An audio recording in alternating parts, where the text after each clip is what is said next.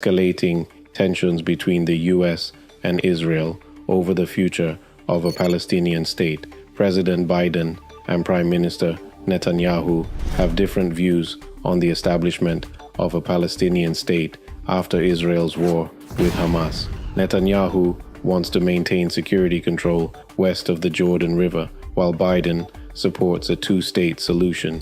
Their different viewpoints are causing a lot of tension between the two countries. We're seeing a tug-of-war between national interests and global diplomatic goals, with both leaders trying to come up with a plan for post-war governance in Gaza. The Biden team is trying to tie progress on a two-state solution with normalization with Saudi Arabia, which is creating more friction with Netanyahu. Meanwhile, the Palestinian Health Ministry reports over 25,000 casualties in Gaza, further highlighting the human toll of the conflict. As the U.S., Egypt, and Qatar work towards a diplomatic resolution, Netanyahu is rejecting Hamas's demands for ending the war. It's a tough situation, and we're wondering if global powers can find common ground to navigate the complexities of post-war governance. A classified U.S. report reveals that Israeli forces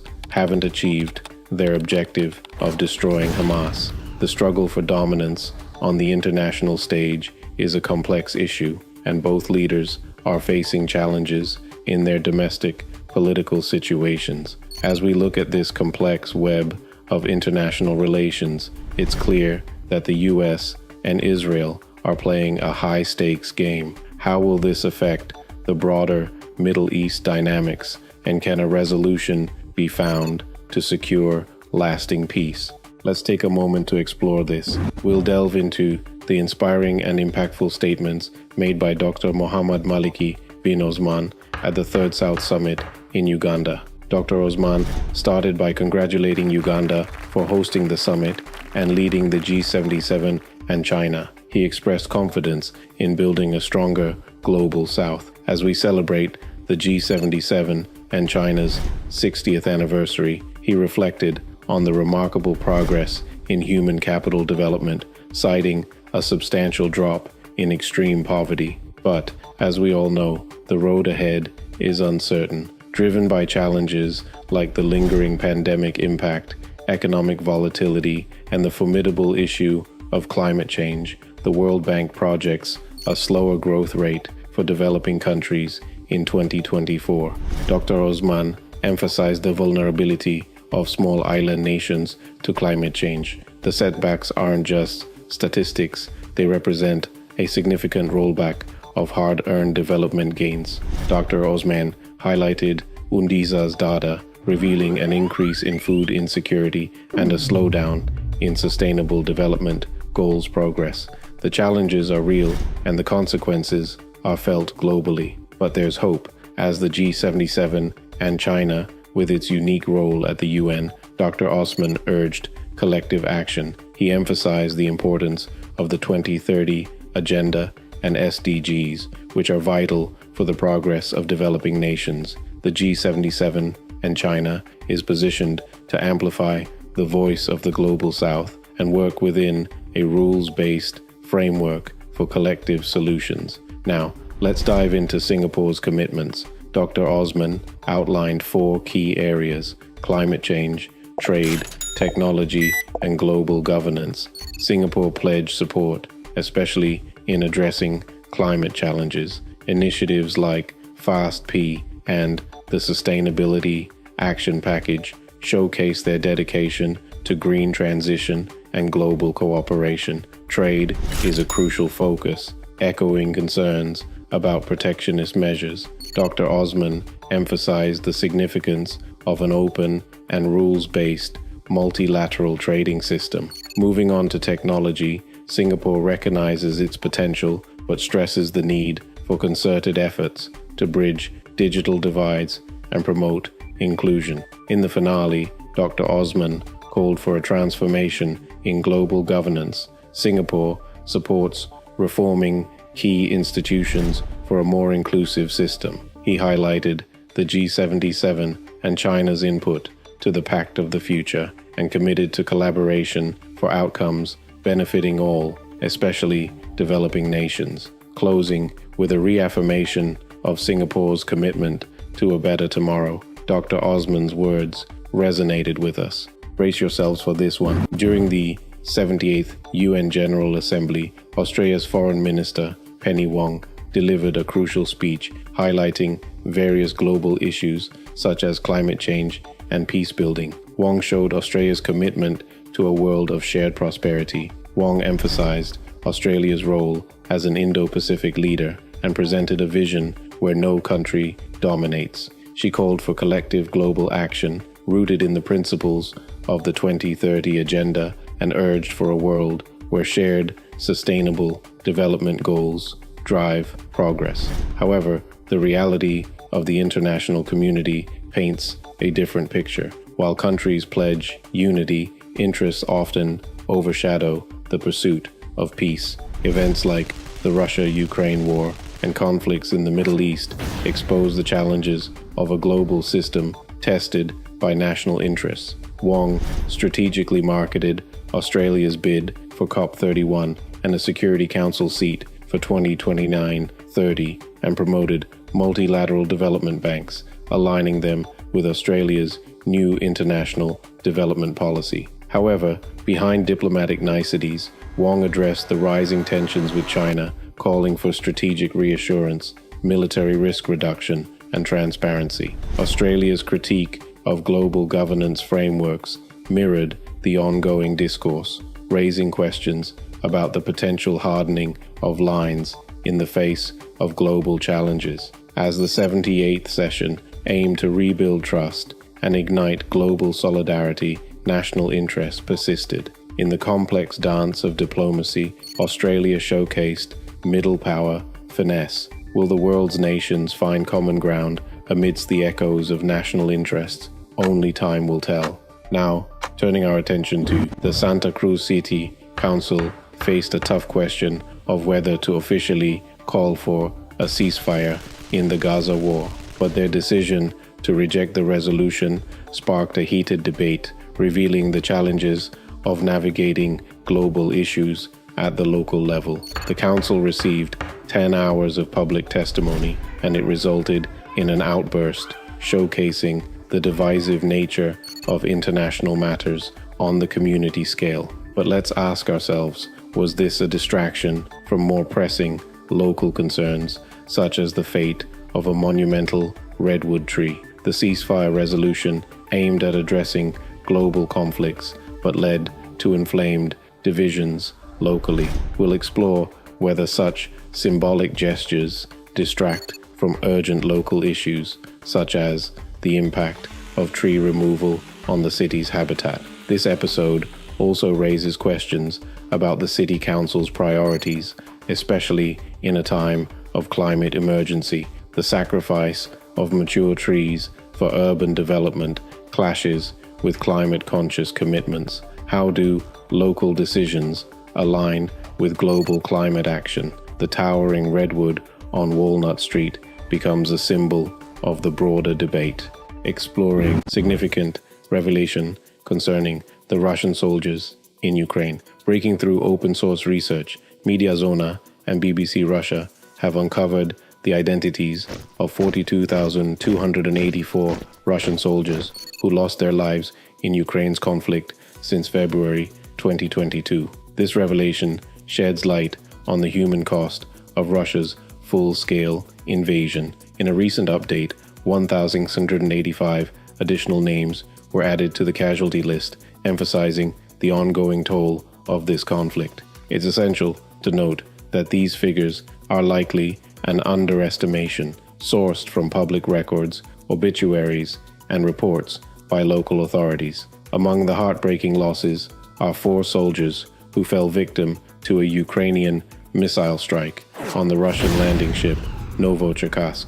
The attack, claiming 74 lives and injuring 27, adds a grim layer to the already devastating narrative. The data reveals a stark reality. Over 3,000 officers, including 349 of high rank, have sacrificed their lives in the line of duty. Additionally, nearly 5,089 newly recruited soldiers have faced casualties, emphasizing the widespread impact on Russia's military. Geographically, regions like Krasnodar, Sverdlovsk, Bashkiria, Chelyabinsk, Moscow, and Buryatia bear the brunt of the losses. However, the total estimates of casualties vary widely, with Ukraine's armed forces suggesting a staggering 376,030 Russian troops affected. This revelation prompts reflection on the human cost of conflicts. Exploring, we'll delve into the intricate details of the Russia-Ukraine war on day 698. Brace yourselves for a roller coaster of emotions. Tragedy strikes in Donetsk, Ukraine, as deadly shelling hits a suburban market, claiming 25 lives and injuring 20 people. Conflicting reports emerge, with Ukraine denying responsibility. The chaos unfolds, leaving us gasping at the human toll amid the fog of war. A chemical plant near St. Petersburg erupts in flames after Ukrainian drone attacks. The special operation by Ukraine's SBU security service adds another layer of complexity. It's a stark reminder that conflicts extend beyond borders, impacting lives and industries. In Kharkiv, Ukraine's ground forces view Russia's capture of Krokmalny as a temporary setback. The struggle for control continues, with conflicting narratives adding to the uncertainty. The toll on both sides becomes more apparent, leaving us in a state of somber reflection. A staggering claim emerges as Ukraine states that Russia lost over 376,000 troops in the conflict. This number is unverified but impactful, emphasizing the immense human cost. The exhaustion and sacrifice on both ends become palpable in the face of such colossal figures. In a surprising revelation, North Korea emerges as Russia's largest arms supplier. Ukrainian intelligence sheds light on Moscow's troop challenges. It's a moment to ponder the geopolitical chessboard and how alliances shape the dynamics of war. UK's Grant Shapps calls on Europe to step up support for Ukraine. A plea for solidarity echoes, emphasizing the need for collective action. The geopolitical chessboard takes center stage again, reminding us of the interconnectedness of nations in times of crisis. Zaporizhia region bears the brunt with 95 strikes in a day. The toll on civilians is evident, and stories of injuries and destruction tug at our empathy. It's a stark reminder that conflict extends far beyond military strategies, impacting innocent lives. In a twist, Slovakia reverses its cooperation ban with Belarus and Russia. Geopolitical shifts continue, and we witness the delicate dance of international relations. The intricacies of diplomatic decisions add another layer to the complex puzzle. Amid the chaos, Ukrainian tennis player Marta Kostyuk pens a poignant note, urging the world not to forget the war amid sporting events. A moment of reflection as we realize the impact of conflicts on various aspects of life. Shifting our focus to this one, thousands of people fleeing conscription in Ukraine. Behind the headlines, Ukrainian men are hiding, haunted by fear and mistrust in the military system. Our journey begins in the shadows, where life or death decisions are made to escape the call to the front line. In this clandestine struggle, men make tough choices, like staying at home or fleeing with falsified documents, desperately evading the grasp of military recruitment officers. It's a tale of desperation, where even a child's disability becomes a ticket to precarious freedom. Meet Sergei, a 31-year-old man who shares his fears of being drafted to the front line without proper training. The thought of the psychological toll of war looms as he grapples with the choice between duty and the desire for a future. Caught in the crossfire of uncertainty, Sergei echoes the sentiment of many who question their suitability for the front line. The draft notice haunts him as vivid tales of unprepared soldiers sent to meet their fate leave an indelible mark. As thousands, like Sergei, seek refuge, the question arises, is their evasion critical to Ukraine's defense? Amid the chaos, concerns about the fairness of the mobilization system emerge as critics advocate for alternatives to ensure a more just selection.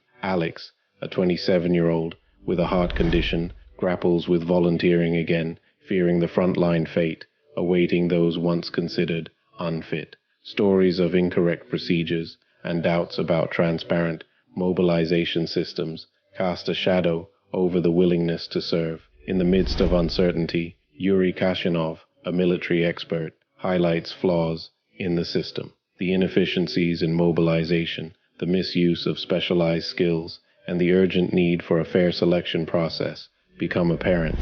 Andriy, a 28-year-old seeking anonymity abroad, shares a personal journey driven by fear of the front line. The changing legislation, stricter mobilization rules, and the responsibility to protect loved ones push people like Andriy to make difficult choices. I just decided not to leave it to chance, not to believe that I would be let go if the military picked me up on the streets, because I will not survive on the front line. All this new legislation makes mobilization stricter and stricter. The opportunity today might not be there tomorrow. I have a responsibility to care for my mother and myself. I did not want to be taken, and I have a lot of friends who feel the same. I will not come back until after the war. If I have to pay some fine for avoiding mobilization after the war, it will be okay, and I will pay it. But if there is a criminal case and I need to do real time in jail, I will not come back, says Andriy. Brace yourselves for this one. Read warnings from leaders like President Biden and NATO Secretary General Stoltenberg. We'll explore the potential consequences of a Russian victory in Ukraine. What if the promised aid doesn't arrive? Let's imagine the possibilities and see what could happen. If the US and EU fail to deliver the promised 60 billion and 50 billion respectively, what would happen? We'll take a hypothetical look at a situation in which Ukraine becomes helpless and surrenders to Russian occupation. The consequences could be disastrous. Picture a scenario where Putin's forces take over Ukraine and brutally dominate the country. This could lead to unspeakable atrocities committed under Russian rule, but the ripple effects might not stop there. Could Poland be the next target in Putin's geopolitical chess game? We'll examine Putin's playbook, which is known for using proxy armies and deniable invasions, as we explore the potential betrayal of Article 5 of the NATO Charter. We'll ask some tough questions. Will NATO honor its commitment, or will historical betrayals repeat themselves, leaving Poland vulnerable once again? The possibility of World War III hangs in the balance. Can the US and EU avert this perilous path by fulfilling their promises to Ukraine? Brace yourselves for this one. Israel has released shocking images revealing the conditions inside a tunnel where 20 hostages were held. Cramped cells and children's drawings tell a tale of despair and captivity. Protesters gather outside Netanyahu's residence, demanding the return of Israeli hostages held in Gaza. Tensions rise as families seek answers and plead for the safe release of their loved ones. Netanyahu stands firm despite international pressure, refusing to back down on Israel's security control over Gaza. The political tension escalates, leaving the possibility of a peaceful resolution uncertain. Scotland's First Minister condemns Netanyahu's stance as dangerous. Global leaders express concern, emphasizing the need for progress towards a two-state solution for lasting peace. The UK's chief rabbi speaks out against rising anti-Semitism, rallying support for Israel. A march against anti-Semitism in Manchester becomes a symbol of unity amid growing tensions. Amidst the chaos, Israel announces the death of a hostage captured by Hamas. Sergeant Shay Levinson's fate adds to the grim toll of the ongoing conflict. As Israel's military operations face global criticism, the UN chief calls the death toll in Gaza heartbreaking. The conflict's impact reverberates on a scale unseen in recent history. A French warship serves as a makeshift hospital, treating injured Gazans. Humanitarian efforts strive to provide medical care amid the region's overwhelmed healthcare infrastructure. Shifting our focus to this one, CNN reveals that during military operations, IDF heavily damages 16 Gaza cemeteries, using them as outposts. Gravestones ruined, bodies unearthed, raising concerns about the violation of international law. Eyewitnesses, satellite imagery, and social media footage expose the extent of the damage. CNN reporters, driven through a graveyard in an APC, witnessed the aftermath, revealing a disturbing reality. The ongoing war, triggered by a devastating Hamas attack on Israel, has led to a complex situation. Thousands abducted, hostages held, and now cemeteries turned into military posts, intensifying the humanitarian crisis. CNN's investigation raises questions about the intentional destruction of cemeteries, a potential violation of international law. The IDF's response leaves uncertainties, claiming military necessity in targeting alleged Hamas use sites. As the conflict continues, heartbreaking stories emerge, families unable to locate graves, scenes of destruction, and calls for international intervention to protect Palestinian civilians. The IDF's admission of removing bodies raises further concerns, a critical mission to rescue hostages, but allegations of desecrating cemeteries add another layer to the complexity of this conflict.